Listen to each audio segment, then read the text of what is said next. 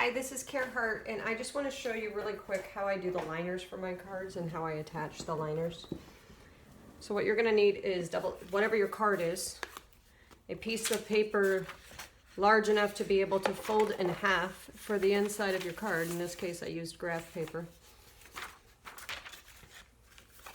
Just make sure that when you open up your card, the paper's bigger than your card.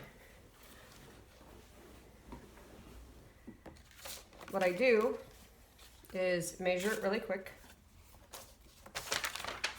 And I happen to, in my head, know what size it is, but good to do it anyway.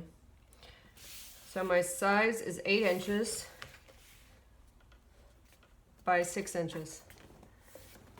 And so what I want to do for this liner is cut it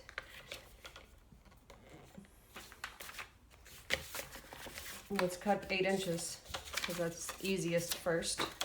I know that my paper's 8.5 by 11, so I'm just going to trim off this graph paper, which makes a really cool liner. Ever seen graph paper inside of a store as a liner, huh? Like to do it your own way? Okay, and so, oh, I did it exactly the same size. Now that was a mistake. Let's do it again. So let's do it at 7.5 inches. Which is a ½ inch smaller than exactly the same size. There we go. And now you'll see why it's a ½ inch smaller, is so it can go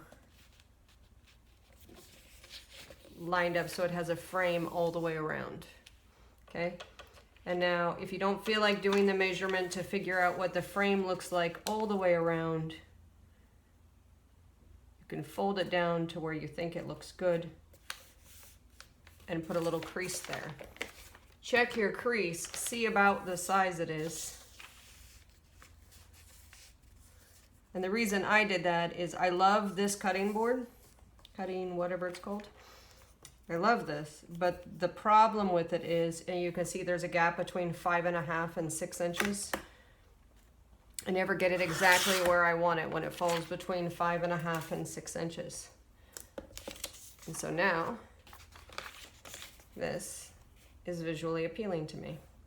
But instead of attaching it all the way around, which creates a funky crease here, all I do is fold it in half the same direction as the card, as you see here.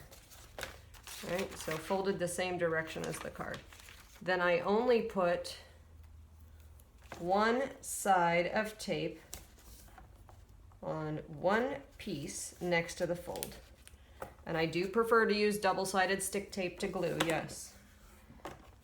So here's your fold. There's nothing on the front. The inside, you don't see anything. And then on the back, you have one that runs from bottom to top. And so this is how it attaches. So again, this is the, I almost made a mistake. So this is the front of the card. You double check to make sure that your front is with the front and the back is with the back. Okay? And so what I like to do is have a nice good crease, center it perfectly on the front to where that fold is, and you're looking for that crease, right? So I want to center it perfectly on the front where I have that nice trim left, right, and back, and make sure I don't cross over this crease line on the inside. Then I take this, backing off, and instead of trying to attach it perfect, I just fold it over, press it down, and it is perfect. You see? And so now I have a unique liner for the inside of the card for a person who had to do an enormous amount of math in her graduation. Okay? And you'll think to yourself, this doesn't look like a graduation card because it doesn't say congratulations, graduate, and all of that stuff. I'm not like the normal person. I like to put all that level of detail on the outside